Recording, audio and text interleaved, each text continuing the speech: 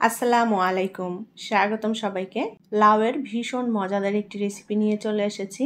আজকে রান্না করব লাউ দিয়ে মাছের ঝোল। আমাদের গ্রাম অঞ্চলে লাউ দিয়ে যেভাবে মাছের ঝোল রান্না করে সেই রেসিপিটাই আপনাদের সাথে শেয়ার করেছি। আশা করছি আপনাদের ভালো লাগবে। দারুণ সুস্বাদু এই লাউ দিয়ে মাছের ঝোলটা সাদা ভাত দিয়ে খেতে জাস্ট অসাধারণ। আজকে যেভাবে রান্না করেছি এভাবে রান্না করলে লাউয়ের স্বাদ দ্বিগুণ বেড়ে যাবে। আমি এখানে নরম কচি দেখে একটা লাউ নিয়ে নিয়েছি রান্নার জন্য। লাউটা খুব বেশি বড় না। সম্পূর্ণ লাউটাই আমি রান্না করব। এখন লাউয়ের খোসা ছাড়িয়ে নেব। ঝোল রান্না করার জন্য নরম এবং কচি দেখে লাউ নিলে খেতে ভালো লাগবে। লাউয়ের খোসা ছাড়িয়ে নিয়েছি। এখন লাউটাকে আমি আমার পছন্দ মতো সাইজ করে কেটে নেব। এটা যার যার পছন্দ মতো করে কেটে নেওয়া যাবে। অঞ্চলভেদে রান্নার পদ্ধতিও ভিন্ন হয়ে থাকে। আজকে আমি আমাদের নড়াইলের গ্রাম অঞ্চলে যেভাবে লাউটা রান্না করে সেই রেসিপিটাই আপনাদের সাথে শেয়ার করেছি। লাউটাকে আমি এরকম একটু মোটা মোটা টুকরো করে কেটে নেব। ঝোলের জন্য লাউটা এভাবে মোটা টুকরো করে কেটে নিলে ভালো লাগবে। এখন এই লাউ ধুয়ে ভালোভাবে পরিষ্কার করে নেব। আমি এখানে আস্ত জিরা নিয়েছি 1 চা চামচ। এখন এই জিরাটা একটু টেলে নেব, অর্থাৎ হালকা ভেজে নিতে হবে জিরাটা। এখন এর মধ্যে দিয়ে দেব একটা তেজপাতা। তেজপাতা ছোট টুকরো করে দিলাম। জিরা এবং তেজপাতা একসাথে ভেজে নেব। চুলার আঁচ একেবারে অল্প রাখতে হবে যেন জিরাটা পুড়ে না যায়। অল্প আঁচে সুন্দর করে নেড়েচেড়ে জিরা তেজপাতা ভেজে নিয়েছি। এখন প্যান থেকে জিরা তেজপাতা তুলে নেব। এখন প্যানে আমি 2 টেবিল চামচ পরিমাণ তেল দিয়ে দেব। এবার এই তেলের মধ্যে দিয়ে দেব পেঁয়াজ কুচি। মিডিয়াম সাইজের 2টা পেঁয়াজ কুচি করে নিয়েছি। এখন এই পেঁয়াজটা আমি লাল করে ভেজে নেব। পেঁয়াজটা আমি একটু লাল করে ভেজে নিয়েছি। এখন এর মধ্যে দিয়ে দেব 3টা কাঁচামরিচ। কাঁচামরিচটা আমি একটু টুকরো করে নিয়েছি। এখন এই পেঁয়াজের সাথে কাঁচামরিচটাও ভেজে নেব।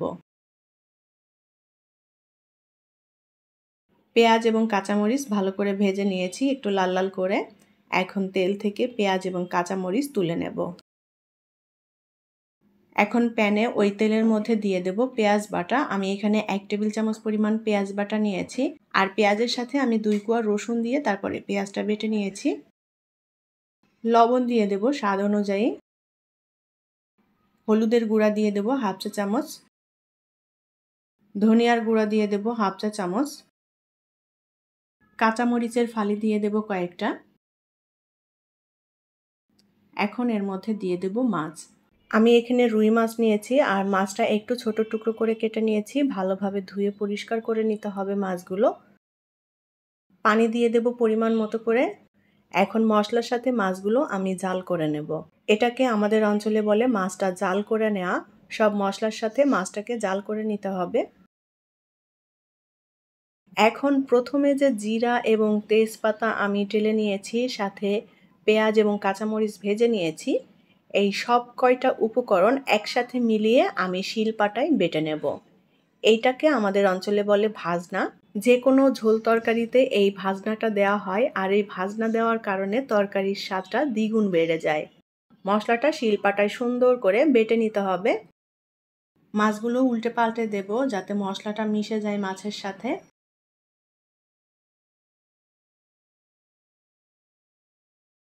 আমি মাছগুলো ভালোভাবে জাল করে নিয়েছি আর মাছটা সেদ্ধও হয়ে গিয়েছে। এখন এই মশলা থেকে মাছগুলো তুলে নেব। মাছগুলো তুলে নিয়েছি। এখন এই মশলার মধ্যে আমি কেটে রাখা লাউ দিয়ে দেব। এখানে আর কোনো মশলা অ্যাড হবে না, শুধুমাত্র লবণটা অ্যাড করব। লবণ পরিমাণ মতো দিয়ে দিয়েছি।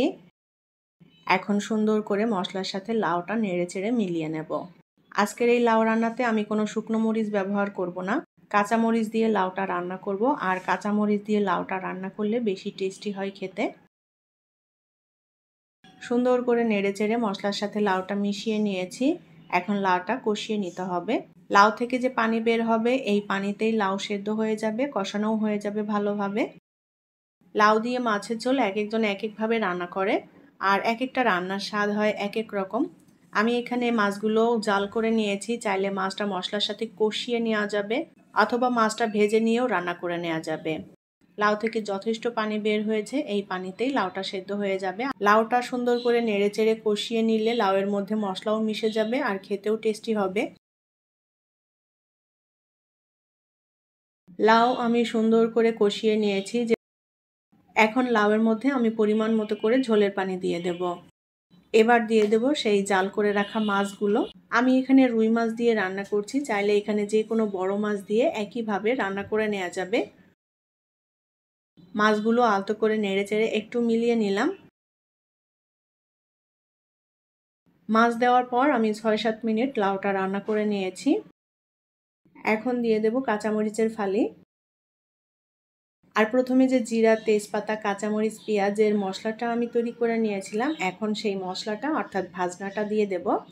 আর লাউ তরকারিতে এই ভাজনাটা দিলে লাউয়ের স্বাদ দ্বিগুণ পরিমাণে বেড়ে যায়। ভাজনাটা তরকারির ঝোলের সাথে খুব ভালো করে মিশিয়ে নেব।